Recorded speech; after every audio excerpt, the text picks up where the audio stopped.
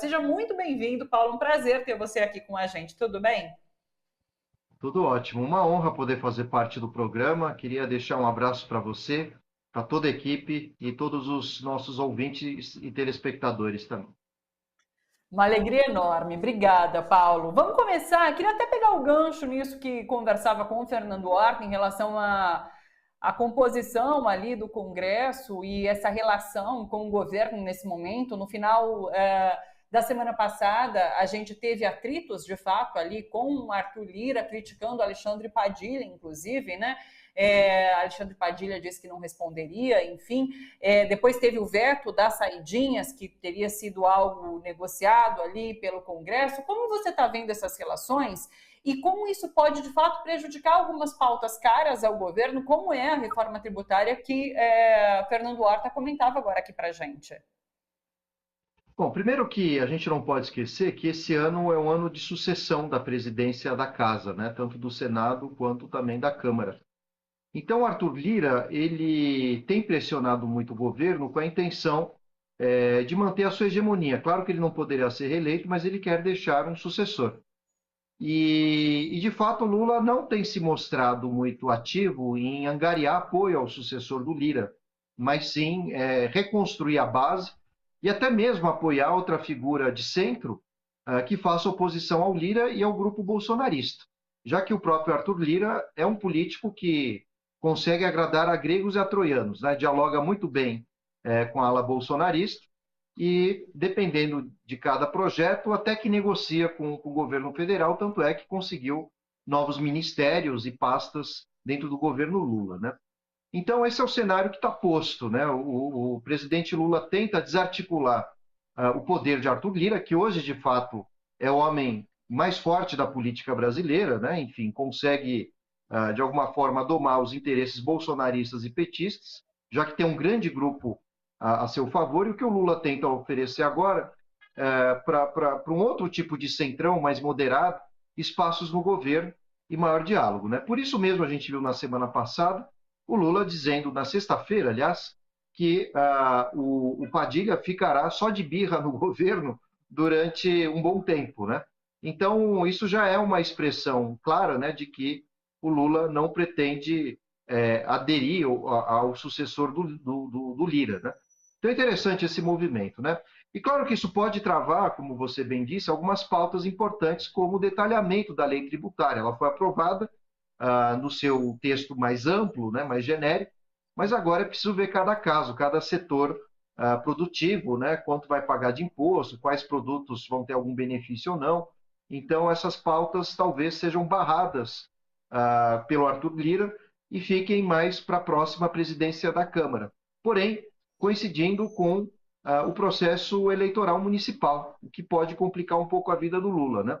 No entanto, essa rearticulação que o Lula procura pode ser o último passo, né, para neutralizar as forças bolsonaristas ainda dentro dos poderes.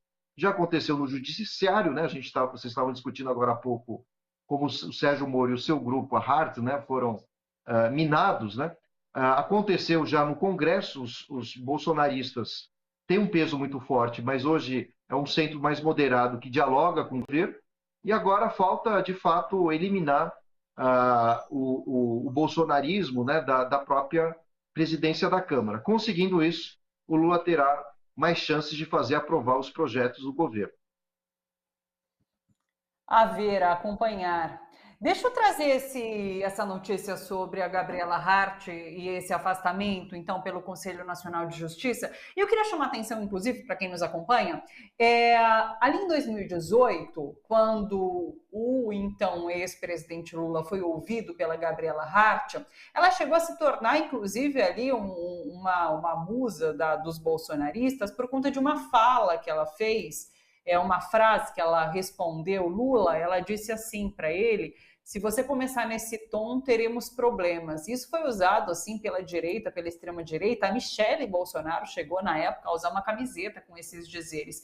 A gente recuperou esse vídeo. Eu queria passar esse trechinho do vídeo só para a gente se aprofundar, então, nessa decisão do Conselho Nacional de Justiça e os impactos que ela tem, para a gente descobrir o que foi feito ali na Lava Jato entre procuradores ali de Curitiba. Vamos dar uma olhada nesse vídeo rapidinho.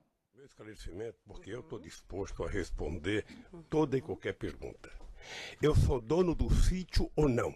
Isso o senhor que tem que responder, não eu, doutor, e eu não estou Não, sendo quem tem que interrogada nesse responder é momento. quem me acusou. Doutor, e assim, senhor ex-presidente, esse é um interrogatório, e se o senhor começar nesse tom comigo, a gente vai ter problema. Então, vamos começar de novo. Eu sou a juíza do caso, eu vou fazer as perguntas que eu... É isso. É engraçado, né? Lula, ele disse que a história ia mostrar a verdade para quem estava aí participando e para todos nós, né? Em relação a tudo isso que ele era acusado. Isso vem acontecendo, né, Paulo? Então, assim, eu queria te ouvir sobre essa decisão de afastamento, com várias acusações, como o Horta colocou agora, de crimes que foram cometidos, né? Então, peculato, organização criminosa na criação dessa fundação privada. Como que você vê isso e, de fato, o potencial que esse afastamento nos dá para que a gente passe a saber o que aconteceu na Lava Jato? Bom, a Lava Jato tinha vários objetivos, né? O primeiro deles, e o mais importante, era excluir o Lula do processo eleitoral, né? E teve um certo sucesso em 2018, quando o Lula despontava como principal candidato e virtual vitorioso, né, da eleição de 2018, e o Lula foi excluído. Além disso, manchar a imagem, né, do PT em relação à opinião pública, coisa que também teve um certo sucesso, até aparecer a Vaza Jato, né? E a Vaza Jato acabou deixando muito claro, né, para os eleitores a ideia de que o Sérgio Moro e a Lava Jato tinham um projeto de poder, né? Não à toa, o próprio Sérgio Moro foi ministro da Justiça do governo Bolsonaro, com alguma ruptura ou outra com o seu governo, mas no segundo turno estava de mãos dadas com Bolsonaro. E agora o que se revela, né, com as novas denúncias, aliás, nem tão novas, né, mas de fato a Justiça tem levado adiante as acusações, né, e esse é o tema, de que, além de tudo, né, a Lava Jato tinha um projeto econômico também, né, formando, ao que tudo indica, um processo de corrupção, né? O próprio acusador de corrupção se envolvendo num caso pior, né? Já que foi descoberto as tentativas da Lava Jato de, apoiados inclusive pelos Estados Unidos, pela CIA, né? Apoiar a prisão do Lula, enfim, atacar as esquerdas, mas agora o que se mostra é que a Lava Jato também tinha um projeto econômico, que era multar a Petrobras, fechar empresas também nacionais, com a intenção de revendê-las ou passar a administração, né, de obras e das próprias empresas para interesses internacionais, e, ao mesmo tempo, financiar uma suposta ONG de combate à corrupção, né? Mas o que a gente viu com o Sérgio Moro é que, usando uma metáfora futebolística, ele marcou o pênalti, chutou o pênalti, comemorou o pênalti, e agora a gente está descobrindo que participou de casas de apostas, né? Quase isso, ganhando um dinheirinho de alguma forma para supostamente alimentar essa ONG contra a corrupção. Mas onde já se viu, né? Ou seja, um juiz julgar, punir e ao mesmo tempo se sair beneficiado com o seu grupo jurídico, né? Com punições, multas, e esse dinheiro não está muito claro no que foi aplicado, onde foi parar exatamente.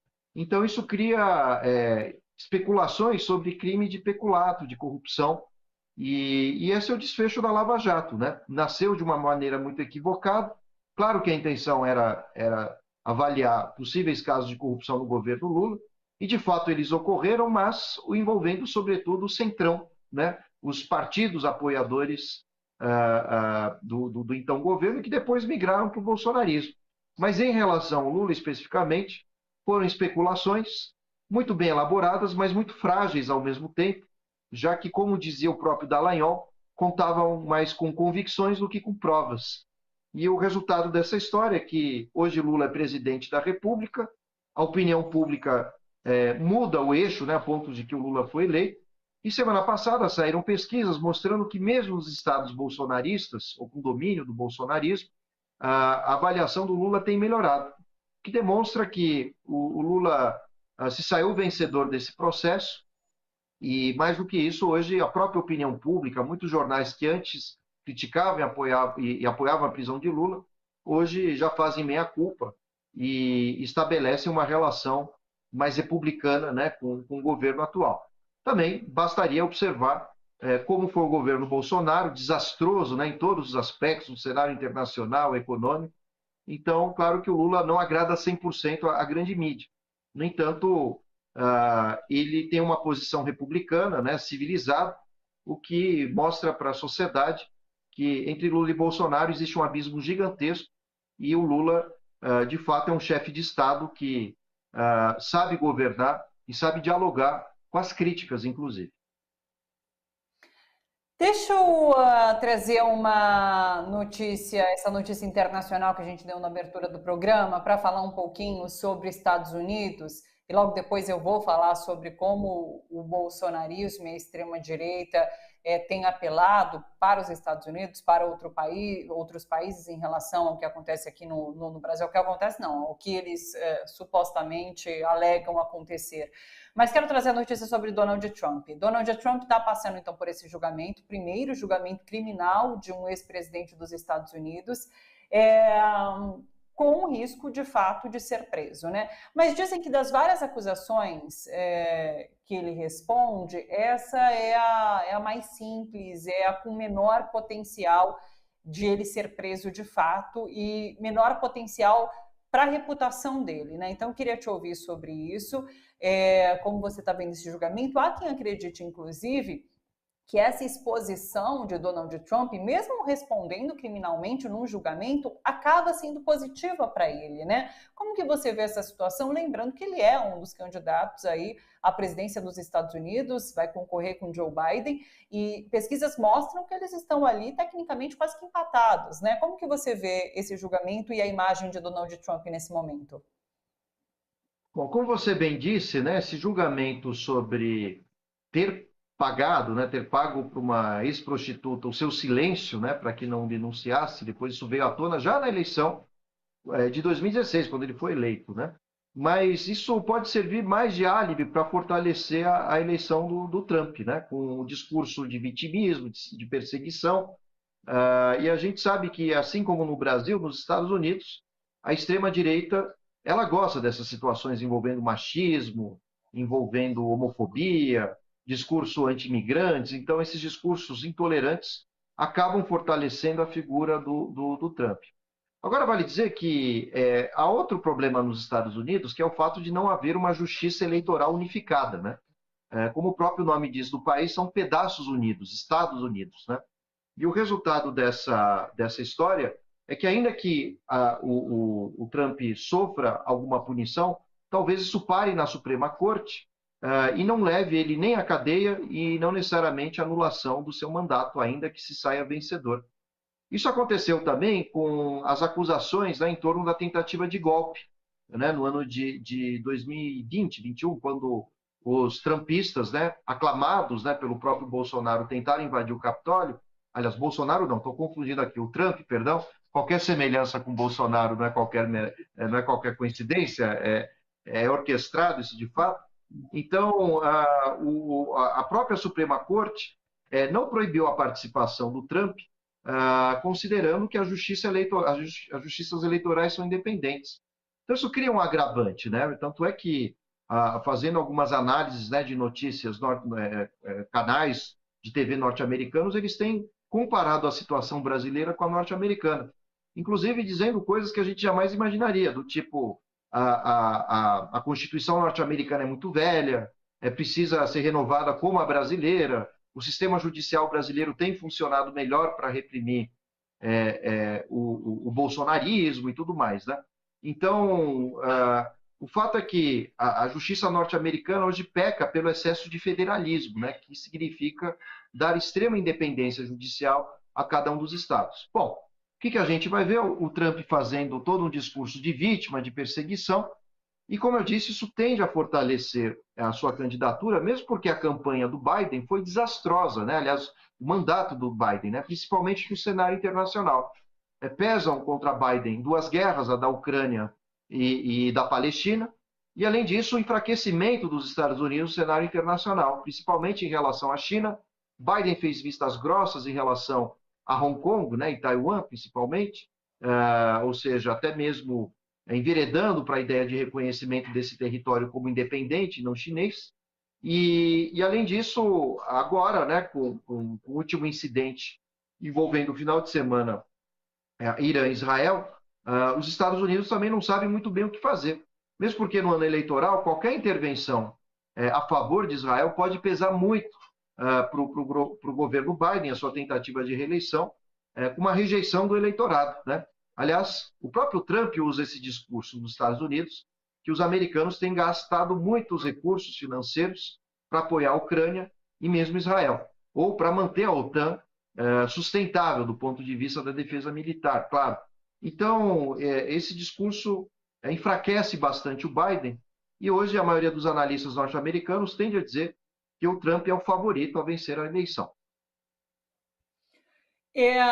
Diante do que aconteceu no final de semana, Irã e Israel, como você vê o posicionamento dos Estados Unidos? Como você bem disse, Joe Biden agora está nessa encruzilhada. Ele estava tentando recuar desse apoio que deu a Israel, muito por conta dos votos que estava perdendo, por conta do massacre, desse genocídio que acontece na Palestina, mas nesse momento ele volta a estar do lado, ainda que apelando para que Israel não contra-ataque. Como eu disse, deu uma tréplica em relação a esse ataque, né, no Irã. Então, assim, como você vê hoje o posicionamento de Biden diante desse conflito? Bom, vale dizer que o governo norte-americano está em saias justas, né?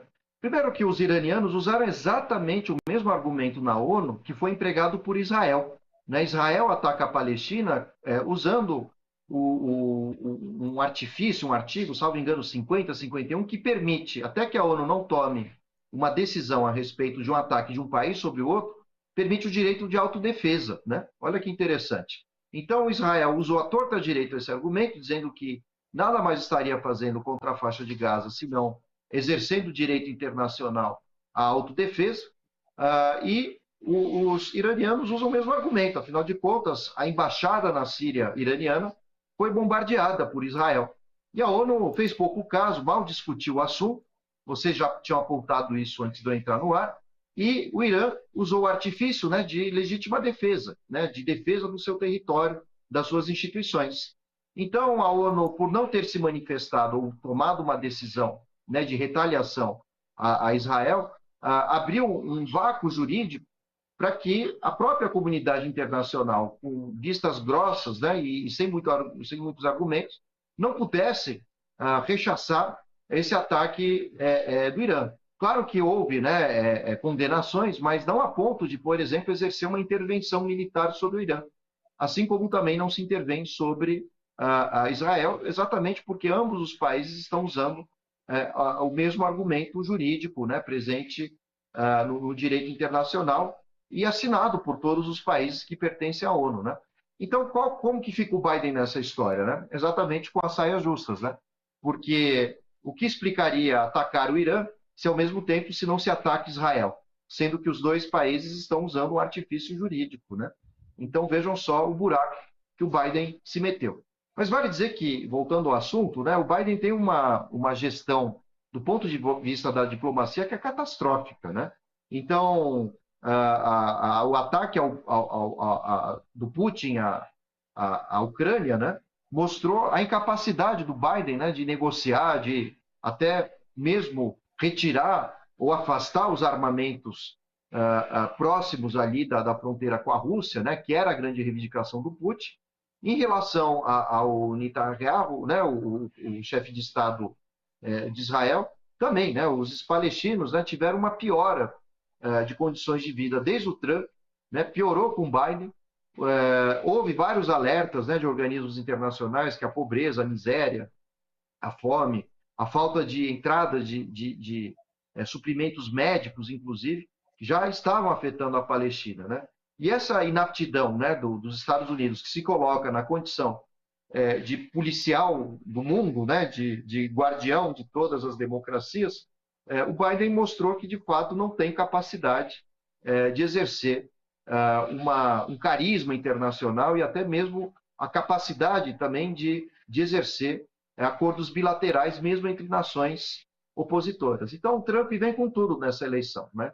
E a imagem do Biden totalmente enfraquecida. Mês passado, ou retrasado, a gente não pode esquecer que saiu uma decisão judicial nos Estados Unidos processando o Biden por ter encontrado documentos secretos norte-americanos dentro da sua residência. E o juiz acabou absolvendo o próprio Biden, né? Mas o argumento foi o que mais chamou a atenção. O argumento dizia que o Biden não merecia ser processado porque ele era um idoso com problemas de memória e, de fato, sem capacidade para controlar a burocracia do Estado. Então, isso caiu como uma bomba. Ao mesmo tempo que ele foi absolvido, o Biden ganhou a imagem, né, infeliz de velho gagá, com todo respeito aos idosos, evidentemente.